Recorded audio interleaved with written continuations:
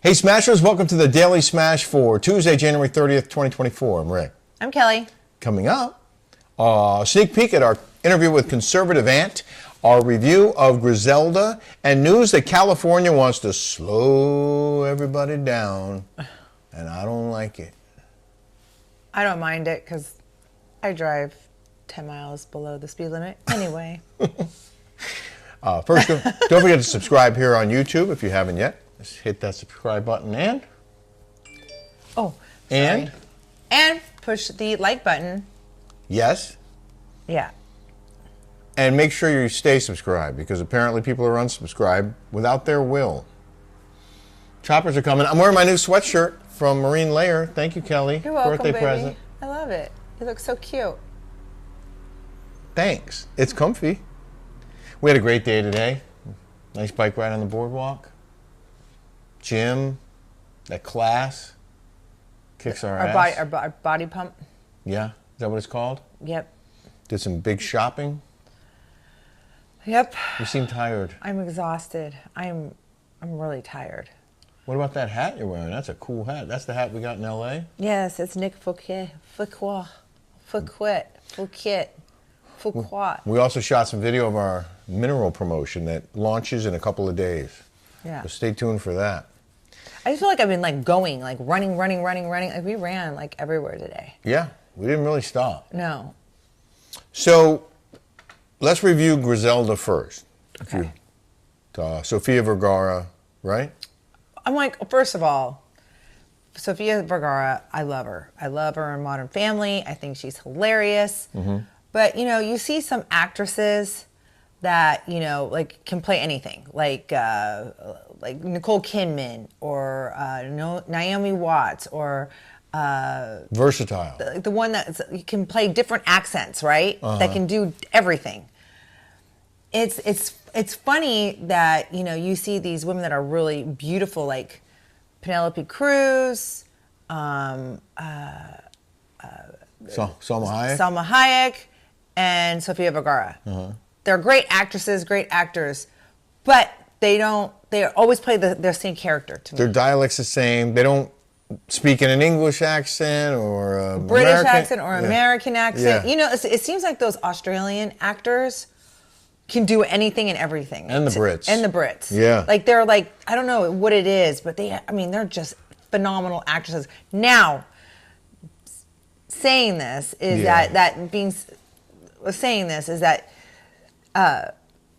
Sofia Vergara played a great. I thought she was terrific. I thought she was terrific. Yeah. She was awesome. Yes, I thought she did an amazing job. And she did wear playing prosthetics. Herself. Yeah. Well, was she playing herself? I mean, she's from Colombia. Uh-huh. She had the accent. She can speak Spanish. Right. It seemed like it wasn't that far off from, she's got that Latina flair of, getting mad and angry very easily. Right. I could play that role. And I'm not even an actress. You'd be very convincing at it. Except I can't speak Spanish. So she did, for the most of the film, 6-part series, I should say. She plays Griselda Blanco, known as the cocaine godmother, La Madrina, the godmother, or La Jefa, the boss, and the Black Widow. She was a ruthless queen pin whose reign in Colombia and apparently Miami, not apparently, and Miami lasted nearly 5 decades. She was notorious for her innovations in drug trafficking, even opening up her own lingerie factory to create undergarments with hidden pockets for women's smugglers. That was not in the series. No, it was not. But this was one of the funniest parts. Kelly kept laughing because she named her youngest son Michael Corleone Blanco. Is it Michael Corleone or is it Marco Corleone? Depends on how you say it. Tomato, tomato. But Michael Corleone, okay, Michael Corleone. Yeah. She named from The Godfather. So when they kept saying Michael Corleone, I kept laughing. So at one point, one of her other kids comes up and goes, "Mom, this has got to stop. I just saw Michael Corleone in the kitchen drinking chocolate milk through a cocaine straw." I mean, it was a really great film. I was totally into it. It reminded me of Narcos a little bit. Yeah, it was made by the same people. Oh, okay. Yeah, it was. And she plays this notorious queen pin. She did a great job, I thought, in her portrayal. Very convincing. She had prosthetics. That apparently took hours to put on her face. She still looked pretty. She did, but they changed her teeth. They changed her nose. What? I got to get this just in case she needs me. Oh, okay, stand by. Stand by. You should have kept that on. That was the sweetest call. It was. I wanted to give you and Jolie some privacy, but she just called you to tell you she was going to work late. And that she would call me when she gets home. That's so cute, right? Yeah. She's such a good kid. She oh my is. God, I don't know how I got so lucky. Yes. You are lucky.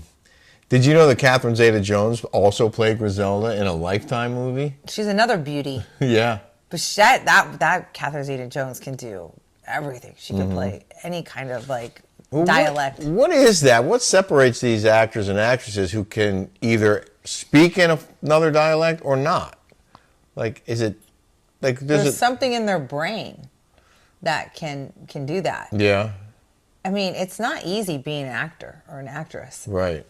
At all. There are male actors too who I've noticed don't seem to change But it just seems like the Brits and the Australians are really, really good actors. So on a scale of 1 to 10, you give Griselda what? I say a 10. A 10? I loved it. I mean, it would maybe okay, fine. A 10 to me is Breaking Bad, Sopranos, Ozarks. It was up there. I got to agree. Those are full 10. Yeah. This was probably a 9. Okay. I'm going to go 9.5 at least, and just to give myself some wiggle room. But it was terrific. It is a 6-part series, and it's on Netflix, and we would encourage you to watch it, but not with little kids probably. No. It's not really suitable for young audiences. We did an interview recently with conservative Ant, if you know who that is, Anthony Raimondi. He does political comedy. He has over 350,000 followers on his Instagram account, and I think he's hysterical. I think he's so funny. He's a gay conservative, which sounds like a contradiction, but there are a lot of gay conservatives. There is. There's a whole thing called the Log Cabin. Log Cabin Republicans. Yes. So he's one of them. And I wanted to just, if you don't know who he is, here is a recent post from Conservative Ant on Instagram. Why are these two words in the same sentence? Why? Because you can't just go and get a tattoo when you're 12 years old. You can't go and get your labia pierced when you're 13, 14, 15 years old. Why is this any different? You can't go and get body modifications when you are 15 years old. So why are these two words in the same sentence? Can the parents that are promoting this answer that question for me? Because when you're 18, by all means, boo-boo, go out there, slice, dice, and chop anything you want. But when you're not 18, you can't even buy cigarettes now if you're not 21. You can't drink unless you're 21. You can't go to a strip club unless you're actually 18 to 21 in some places. So I'm just so confused. And I would love to have a one-on-one, face-to-face with these parents that are letting their kids do this. I would love that. Do you let your 14-year-old get behind the wheel of the wheel in a vehicle? Do you do that? Is that something? Should we protect kid drivers as well? Are we doing that next?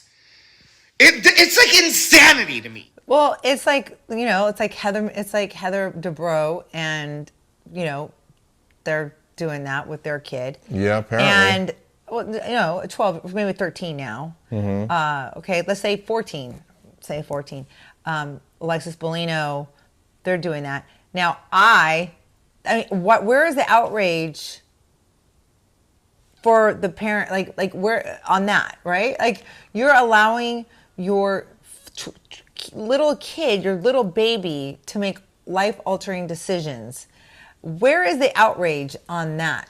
We talk about this on our Rick and Kelly show on Patreon. And by the way, that's where our full interview with Anthony will appear on this week's Rick and Kelly show. It's episode 128. And when you subscribe, you have access to all 128 episodes in our library. We've talked about this before, and I couldn't agree more that when you're a child, when you're in 6th grade or 7th grade or 8th grade, you shouldn't be making decisions that affect the rest of your life. You shouldn't take your kid, like Heather Dubrow did, take them down to the courthouse and change their name from Coco, Caroline, whatever her name was, to Ace. Like, who in the right mind because they does decided that they're a boy now and not a girl? Like, it's called tomboy. Yeah, you were a tomboy. I was a tomboy. Anybody that's grown up with brothers or lots of boy cousins, you're a tomboy. Right. So let them be a tomboy. If they want to dress in boys' clothes, let them dress in boys' clothes. But once they get older, you know, then they can make a decision. That's somebody that isn't there, that is not a full-time parent, that wants to be friends with their kids, that wants somebody to, sue them like this. That's not parenting. You can't let kids that age make decisions that affect the rest of their lives. There have been too many instances where they regret it and it's too late to do anything about it, or they're mutilated trendy. For life. Trendy. So anyway, here's another clip from Ant, who we spoke with recently. Your goal is to push the envelope every day, to just piss people off or get people going. Well, how do you do that? I mean, if it pisses them off, then great. It's like an extra little check mark for me. But I want to just open people, like I want to wake people up. You know, there's this, and I think I really woke up like during COVID because things didn't make sense to me. And I would go to a store, and this is how it started, guys. Like I was just stating the obvious, but in public, not on video, by myself. And I would stand there and I was like, wait a minute. So I have a mask on. You have a shield in front of us. And then I'm putting my card still in and pushing my numbers.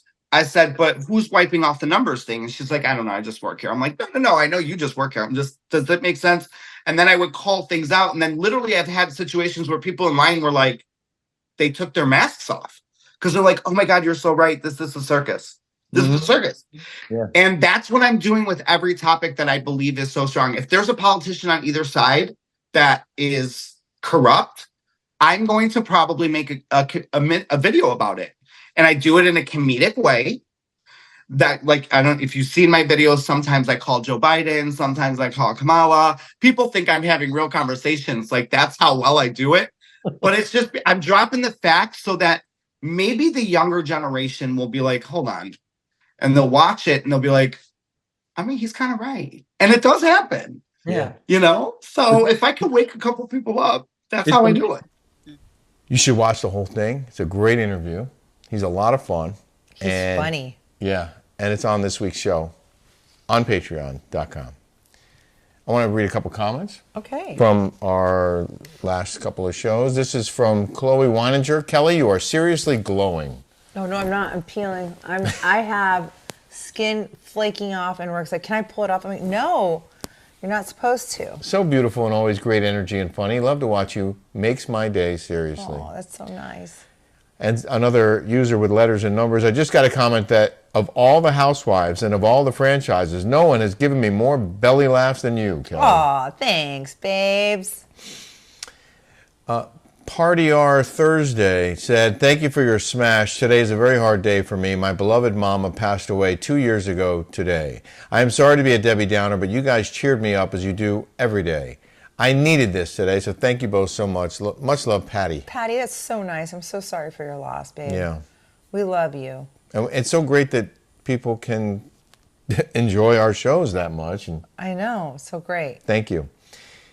Tracy Bonvenuto, Andy Cohen and Bravo are having Chrissy Teigen back on Watch What Happens Live. How is that acceptable? She Twitter bullied minors. She told them they should kill themselves. But yet Bravo is okay with her? That make sense. I can help you make the sense of that. Okay, please do. Okay, I was with her, and here's a picture right here. I was with her on Watch What Happens Live. That was from 2018. September 2018. She was the biggest diva I had ever met in my life. Really? I mean, it was ridiculous. Mm-hmm. She came in with like a bunch of like a entourage of like all these people, and she walked in like she was just like Elizabeth Taylor, like unbelievable. Like, it was unbelievable to me. Like she's from Huntington Beach here, She got recognized at Jack's Surf Club. She just thought she was, and they're good friends with my friend John Charles that owns winery. He does wine with them. Yeah. At Raymond, and I met them a couple, but I've never met the ego that this woman has. And so when she was getting canceled, I was like, this good, because this lady is like so full of herself. It was like, wait, when she said, help me make that make sense. Yeah.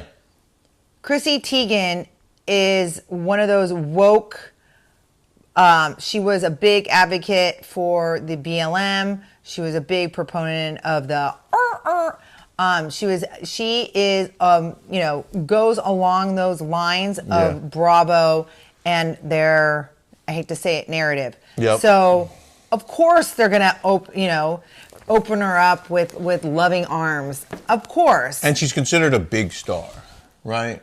She's like big in that world, so they probably think it's a get to have her on the show. Mm-hmm. All right. So I'm trying to help you make it make sense. So good job. I hope that worked. Okay. From Alex Andra. Rick, I have a question for you. What does it feel like being on Fox News and most likely not being recognized as much as your wife, Kelly, from a reality TV show? I'm guessing you have zero issues, but isn't it a bit ridiculous that most people can identify a Bravo TV personality over important news? First of all, how do you know I'm not recognized as much as Kelly? You're not. Yeah, but how does he know? It's Alexandra? Funny. It is funny. Oh, that might be a she. When I first started dating you, you were shocked. I was, because I had been on TV at that point for over 30 years. Kelly had been on this show for like 3 seasons. And everywhere we went. No, 4. When I met you? I've been on for 5. So. I know, but we've been together for... All right, so maybe you had been on, it was your 4th season. Mm-hmm. Anyway, yeah, I was beyond shocked that so many people knew who she was, because I had never seen the show, but obviously a lot of people watch Bravo, and Kelly is an icon. And I didn't realize how famous he was till we started dating, and everywhere we went, including Amsterdam and Italy and Canada, no matter where we went. Amalfi Coast. Yeah, she would get recognized, and people would want to take pictures with her, etc. So what's it like for me? I never expect to be recognized. Really, even when I was on TV all the time, it was always nice for me, for people to say hi and appreciate my reporting and all that. And yeah, it's a bit of an ego boost, but I was happy for Kelly. I still am happy for Kelly. It happens all the time. I think it's funny that people recognize you from being on TV when you were like local anchor, news, local Miami. Anchor in Miami. Yeah. I thought that was weird. That still happens. If we go to Miami, there will be people who remember me from working there 30 years ago. But I'm not jealous, and I'm not hurt that more people don't know me than Kelly. I think it's cool that she's so famous, and I'm happy for you. Oh, well. But it is nice when I get recognized. And sometimes people recognize Kelly because they see me first. So at least I'm like a catalyst for her. I like your hair like that, by the way. You do? I hate when you put too much pomade in there and it looks like you can see your scalp. Like it looks too like glue. I like it like that. Looks good. Okay, thank you. Welcome. Someone said, Carol Ann Jackson, who is this Chef Chris? When I Google, Chef Chris Cho comes up. What's the name of the show and where to watch, please? It's Next Level Chef on Fox. It's on Thursday nights. And his name is Chris Zorin, Tvorin, built by Chef Chris. Yeah, he's awesome. This guy's hilarious. He needs to have his own TV show. That guy, he needs his own. Like if you see Guy Fieri, he's not funny to me. Like he's to me. This guy's got full of personality. He's funny. He's hilarious. He's hysterical. He's going to make this show. Watch. He wasn't really on except for a couple quick clips in the first episode because they were working their way up to, I guess, the professional chefs, and he's a professional chef. But I'm guessing by, if not the next episode 2, then by 3, he should definitely be featured, and you're going to love this guy. Yeah. In the news now. In the news. What if you could not speed that much? That's the premise of a new bill in the California Senate that would require vehicles sold in the state to be equipped with speed governors to limit how fast they can go. The proposal from Senator Scott Wiener, Ew. Democrat, San Francisco, is part of a package of bills that he hopes will reduce traffic injuries and deaths in the Golden State. First of all, where are we getting any freaking things from San Francisco? Do you see? My mom even goes, Kelly, it's gross what's happening over there. The stupid Gavin Newsom, everything that's going on. They're letting these people allow crime and, lawlessness. And excessive drugs in the streets. It's like, you're going to let them set the tone for the rest of the state? Well, this is like, who is this? Here's a quote from Wiener. There's no reason why people should routinely be allowed to drive more than 10 miles per hour above the speed limit. You can want whatever you want, but that doesn't mean you're allowed to do it. And that doesn't mean you should be physically able to do it. You know what, buddy? Worry about the drug addicts having open-aired drug markets. Worry about that. Spend some time cleaning up the streets. Spend some time finding housing for the homeless. Spend some time getting them sober if you can. You're going to worry about people going more than 10 miles an hour over the speed limit. You're never touching my car, okay? And I won't buy the car that has that governor in it. Guarantee you that. This is, again, those kinds of people want to slowly take away your civil liberties. All your freedoms. All your freedoms, slowly but surely, are taking away your freedoms. Sometimes you need a burst of speed to get out of a hairy situation. For example, someone's about to hit you. You need to punch it and get out of the way. And your car's going to say, oh, no, you can't go that fast. What if you need to accelerate to escape someone who's coming after you with a gun, they're shooting at you, or God knows what else. Like, you might need to go really fast once or twice. I understand when the government has to step in and say, okay, like seatbelts. I believe that we should have a law for seatbelts, okay? It saves lives. Mm-hmm. I think we should have, things like that. Yeah. No smoking indoors, things like that. Yes. Health concerns. Stuff. But when they start emplacing things like this that are just, they need to clean up the streets of San Francisco and worry about getting stores back in Union Square. They need to worry about having jobs. They need to worry about, being safe. They need to worry about that kind of stuff. Not worrying about speeding. Excellent point. Thank you. Listen, I get it. The traffic deaths are up in California. They're trying to put a curb on that, perhaps. Well, there's a freaking lot of people in California. This isn't going to do it, okay? I'm telling you right now. And you can't, first of all, you can't go back to all the old cars and limit the speed on those. So now what? You're going to have a new fleet of cars out there that don't go fast enough. And they could actually cause problems for drivers who are going faster. If you want to get out of the way of a driver going faster, you won't be able to. There's just so many problems with this. Just if you want to put up more speed cameras, why are they worrying about passing these stupid bills? Go ahead, put up more speed cameras and send me tickets. But I'm not buying a car if it has a governor on it. Okay? Forget about it. I just think they need to be cleaning up, creating jobs. Yeah. Making us feel safe. Right. The little things. That's a good place to start. Yeah. We hope you enjoyed this smash. We got a little political today. Sorry, we tend to do that from time to time. It was in the news. Yeah, it was in the news. There'll be more news tomorrow. And again, our Patreon this week is going to be outstanding. We really would love you to join that community. It's awesome over there on The Rick and Kelly Show on patreon.com. Yes. Well, take care, everybody.